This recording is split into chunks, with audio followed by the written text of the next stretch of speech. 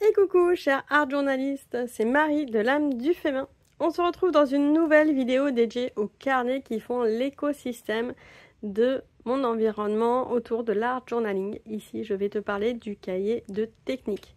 J'avais déjà fait il y a longtemps une vidéo dessus, mais j'aimerais la remettre un petit peu au goût du jour et t'expliquer comment j'envisage mon prochain carnet des techniques parce que celui-là, je l'ai terminé. Alors, ce cahier des techniques, qu'est-ce que c'est? En quoi il est différent des autres? Il est différent des autres du cahier d'essai que tu verras dans une prochaine vidéo. Le cahier d'essai, lui, c'est pour essayer mon matériel de façon très spontanée, sans trop me poser de questions. Puis des fois, il y a des choses qui matchent et donc je le réutilise ailleurs. Le cahier d'abécédaire, c'est vraiment pour regrouper et faire une ressource mobilisable quand j'ai envie d'utiliser des nouvelles lettres, d'explorer des nouvelles façons d'écrire. J'ai mon classeur de nuanciers, où là j'ai vraiment une grosse partie des nuanciers au niveau encre et matériel qui vient plus du monde du scrap. J'ai pas encore intégré tout mon matériel dedans, mais qui me permet de trouver, de comprendre comment fonctionnent mes couleurs. Et dans ce cahier de technique, eh bien, c'est toutes les techniques. Alors il y a un peu aussi des nuanciers, mais toutes les techniques que je vais avoir explorées et que j'entrepose dans ce carnet. Alors tu vois, je commence déjà par un nuancier. Je l'avais oublié. Mais ensuite, avec ce nuancier que j'ai développé en fait comment intégrer avec d'autres techniques, de l'encre, de l'aquarelle, les gélatos, comment en fait mon tampon ici se comporte avec ces différentes matières et quand je passe de l'eau dessus, est-ce que ça bouge, est-ce que ça bouge pas. Donc tester en fait, là, voilà, là j'ai un autre nuancier, parce qu'en fait j'ai fait ce carnet là avant mon autre carnet de nuanciers. Donc j'ai quelques nuanciers au démarrage et ensuite quelques doodle face. Donc ça me permet de faire un registre aussi de tout ce que j'utilise. Ici j'avais le transfert textile, donc j'avais collé mais j'en ai pas collé d'autres. Donc j'ai pas d'autres types de transfert textile, mais c'est pas grave. Comment dessiner un trait, donc je vais avoir toutes ces techniques là. Mes premiers tests en Zentangle. Ici, l'utilisation des poudres de pigments, en fait, enfin des poudres de mica, en mélangeant en fait avec plein de choses différentes. Donc là, si ça t'intéresse, j'ai une formation spécifique autour des poudres de colorisation, comment les utiliser. Et justement, j'explique comment archiver nos façons d'utiliser ces poudres dans un carnet comme celui-ci. Comme ça, on va plus loin. Là, les prémices de la comparaison des encres aussi. J'en parle beaucoup plus dans le cahier des nuanciers. Les encres en spray, comment utiliser différemment ces encres en spray. Donc on pense qu'on peut faire que des pchits, mais là on peut faire plein de choses avec ces encres en spray. Pareil, les combinaisons pochoir tampon. Donc ça c'est bien de s'en rappeler parce que des fois on ne se rappelle pas toujours. On le fait une fois ou deux sur une carte ou sur une page et on ne revient pas forcément dessus. Donc là on sait qu'on est capable de le faire. Un petit nuancier également qui est revenu ici. Là c'était les embellishment mousse de chez Novo que j'avais utilisé, enfin testé. Papier noir, hop, papier blanc. Alors j'aime beaucoup l'effet, par contre je ne sais pas si ça a changé, mais les premières que j'ai achetées, elles ont très vite séché. J'habite dans le sud de la France et, et j'étais très mécontente. Donc j'en ai jamais racheté. Mais après, l'effet est sympa. Ayant des poudres de colorisation, je préfère avoir des poudres qui ne sèchent pas et avec lesquelles je vais utiliser d'autres médiums pour pouvoir faire ces effets-là. Mais ouais, c'était pas un produit avec lequel je me suis vraiment bien éclatée. Alors que justement, avec mes poudres, ici, j'ai refait un peu en prenant les mêmes couleurs pour pas me leurrer. Et on arrive à peu près à des mêmes effets. Donc voilà. Mon choix a été fait, mais ça m'a permis de conserver, d'archiver mes remarques et de pouvoir en reparler là quelques années après. Ici, comment faire l'effet résiste. Ça fait partie d'un des premiers articles sur mon blog. Donc l'effet résiste, ça consiste à faire cet effet blanc en prenant un tampon. Donc il y a plein de façons de le faire. Tu peux retrouver cette ressource là sur mon blog. Je peux la mettre aussi en commentaire sous cette vidéo. plein de façons de faire les choses, 10 façons d'utiliser les poudres de colorisation. Donc là, on retrouve cette formation qui est disponible sur la boutique. Je mets aussi le lien sous la vidéo. 10 façons d'utiliser les tampons également. Donc là, il y a un petit webinaire sur ma boutique qui est gratuit, qui explique comment utiliser ces tampons. C'est sympa. Tout ce qu'on peut faire avec des tampons, on pense que c'est... Voilà, là, c'est qu'un seul tampon, hein. Ici, un seul motif. Et voilà tout ce qu'on peut faire avec ce motif. Donc on a 10 façons d'utiliser ce motif et de faire des effets très différents. Forcément avec des matières différentes. Pas forcément, mais pas tout le temps. Et des techniques différentes. Mais en tout cas, on peut diversifier avec juste un tampon l'effet qu'on va avoir sur sa page. Les poudres de colorisation, donc retest aussi. Des fois, c'est des tests que je fais. Là, c'est pour voir vraiment la différence entre les pigments, les fameux bruchaux, et les poudres de mica, ici, de chez Primary Element. Et donc, de voir en fait comment on les mélange et quels sont les différents effets. On revient un peu sur, il y a des choses qui se mélangent avec certains produits et pas avec d'autres. Donc, c'est intéressant d'étudier ça. Et ça, c'est fait aussi dans la formation. Tout sur les poudres de colorisation. Dans mon cahier de techniques, je fais aussi les petites techniques d'ombrage.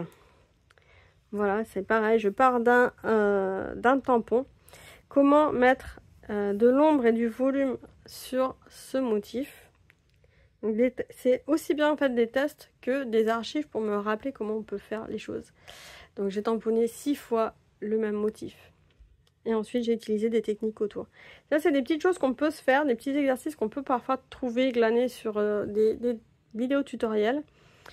D'avoir ce cahier des techniques, ça permet de les archiver et de pouvoir revenir dessus plus tard sans avoir à scruter tous nos carnets d'art journaux et de tout centraliser. Voilà, là ici j'ai essayé de m'amuser avec un tampon des poudres de colorisation et de l'eau. Voilà, je marque tout de suite trop d'eau, ça n'a pas fonctionné pour moi. En tout cas, pas sur cette page-là. D'autres tests de gelato. Donc, c'est des espèces de craie aquarellable assez fondantes. Travailler avec les tampons, en mixant directement, en travaillant avec de l'eau. Ça m'a fait une première page de test. Les Neocolors, du coup, j'ai fait les mêmes motifs. Ça m'a permis de pouvoir comparer. La modeling paste. Ah, la pâte de texture. Alors, il y a plusieurs types de pâtes de texture. Mais ça m'a permis de voir aussi les différents effets que je pouvais faire avec des pochoirs ou sans pochoirs d'ailleurs. Et aussi quel était le volume, parce qu'il existe plusieurs types de volumes. On parle de pâtes de texture 3D, pas 3D. Parce qu'elles tiennent plus ou moins bien la déformation, plus on va mettre d'épaisseur. Voilà, c'est souvent ça, mais en tout cas il faut la tester. La colle aussi est intéressante à tester. Voilà, j'ai des colles qui jaunissent dans le temps, j'en ai qui restent bien blanches. C'est sympa de pouvoir le notifier. Des craquelures aussi, parce qu'il y a différentes façons de faire des craquelures. Tester les feutres noirs. Ah, c'est super, je crois que j'avais fait une vidéo, il me semble, pour ça. Mais c'est super pertinent de tester ces feutres noirs, de passer voilà, du gesso par-dessus et voir comment ils se tiennent avec l'humidité de la peinture. Et on voit qu'ici, le Stabilo, par exemple, ne tient pas du tout l'humidité de la peinture. Alors qu'il y en a d'autres, il n'y a pas de souci, ça ne marche pas. Et là, c'est l'inverse. C'est que j'ai mis d'abord du gesso, j'ai passé mon feutre dessus et ensuite j'ai regardé en passant de l'eau s'il continue à tenir ou pas. Et là, on a sur le Posca, si j'attends pas que le Posca soit sec, eh bien, il va migrer avec l'eau. Ça fait partie des effets à savoir parce que des fois, on se retrouve un peu désappointé. Mais quand on veut maîtriser un peu plus l'effet qu'on veut obtenir dans un art journal, on doit passer par ce genre de pratique, de technique d'observation et d'archivage pour dire « Ah, je veux tel effet, donc je vais plutôt prendre tel type de feutre pour être sûr d'obtenir l'effet que je veux. » Sinon, il faut refaire le test à chaque fois. Donc, il vaut mieux l'archiver parce qu'une fois qu'on l'a fait, c'est pas plus mal. Voilà, ici, j'avais des nouveaux pochoirs, donc je voulais voir la différence parce que c'est des pochoirs de types différents et de les essayer aussi bien avec des encres que de la pâte de texture déjà colorisée, en fait, déjà le 3D. Ah, petite page au brouillon, donc voilà, des nuances sur comment faire ces nuances avec de la peinture, de l'aquarelle et des Neocolors. Donc travailler aussi ces différentes... c'est bien de voir un parallèle en fait entre ces différentes matières. Choisis des couleurs un peu identiques, en tout cas proches. Et ça me permet de voir aussi avec lesquelles je suis plus à l'aise, d'appréhender le fait que le geste ne soit pas le même en fonction de la matière utilisée. C'est aussi intéressant, puis ça permet de voir avec quelle matière on a le plus d'affinité. C'est pour ça qu'il y a des gens qui sont plus dans l'aquarelle, d'autres plus dans la peinture. Moi j'aime bien toucher à tout, mais c'est vrai que selon mon humeur, je vais quand même avoir des affinités en fonction de ces différentes matières. Voilà, donc la petite roue des couleurs qui est bien de faire cet exercice soi-même de temps en temps. Là par contre j'ai bien marqué que c'était avec la peinture Liquitex. Heavy Body, ça permet de me rappeler de comment va se comporter cette marque-là, cette gamme-là, au niveau des mélanges de couleurs. Donc je fais pas assez moi-même. C'est vraiment à faire parce que ça fait des belles découvertes et ça permet d'élargir sa palette d'expression. Je ne peux que recommander. Voilà, ici un petit jeu de masque avec les encres en spray. Ça fait quelques pages. Et d'ailleurs des encres pas en spray, mais ça me permettait de jouer en fait, de voir comment se comportaient les masques et de les appréhender parce que c'est en faisant et en répétant qu'on appréhende les choses. Ici, j'avais fait une vidéo spécifique avec les craies aquarellables. Donc on a les Woody, les Neocolors 2, les Gelato. Qui permettent voilà, de bien prendre conscience de la différence. Au final, il n'y a pas énormément de différence. La différence est plus dans le packaging, finalement. Les Gelato seront quand même plus tendres, beaucoup plus tendres. Mais on peut tous les utiliser, les aborder de la même façon. Il n'y a pas besoin d'avoir les trois, quoi, clairement. C'était une feuille qui m'avait permis de prendre conscience, justement, il n'y a pas besoin d'avoir les trois types de craies aquarellables. On se limite à une et puis on élargit sa palette de couleurs dedans, ça va très bien. Là, j'avais fait le comparatif des produits Brush X qui ressemblent en fait à de la javel. Et au final, voilà, comment se comporte ce produit-là pour faire des effets, un petit peu comme devant ici. Hop, j'ai perdu la petite page, c'est pas grave, ça reviendra. Des effets de réserve. Et donc on voit que la javel fait des effets de réserve, mais pas autant que les produits Brush X qui vont faire des effets. Alors quand c'est sec, quand c'est humide, ça fait aussi des traits de couleur différents en fonction de à quel moment il y a l'application du produit. Voilà, donc un petit comparatif qui permet aussi là de se rappeler comment on l'utilise et de faire les bons choix la prochaine fois. Donc une petite démonstration ici sur une fleur rapide. Des mélanges de Neocolors. Comment utiliser le Neocolors autrement que juste avec de l'eau. Voilà, donc ça c'est assez intéressant et on peut voir que ça fait une belle palette de couleurs très différentes. Et là j'ai bien pris des notes justement pour bien me rappeler comment on fait les choses. C'est intéressant, puis même quand je fais des vidéos pour expliquer, moi je récupère mes observations, comme ça je les garde pour plus tard. Et là des essais en fait avec les différentes mailles pour faire des pochoirs, donc les mailles des filets en fait de pommes de terre, clémentine, etc. Donc j'ai fait différents tests avec différentes matières pour voir comment ça réagissait en fonction de la maille. Et donc j'ai fini en fait ce premier cahier des techniques. Tu vois que je suis bien loin d'avoir exploré l'intégralité des techniques artistiques. J'aime bien en fait les collectionner finalement. Et donc ce que je me suis dit, c'est que là j'allais commencer un nouveau cahier des techniques, le cahier des techniques numéro 2, avec une prochaine question qui va arriver très bientôt en vidéo, qui est comment fixer les paillettes et les poudres dans son art journal. On aime bien en rajouter des paillettes et des poudres, mais comment on les fixe dans notre cahier? Eh bien ça va être la prochaine page de mon nouveau cahier des techniques.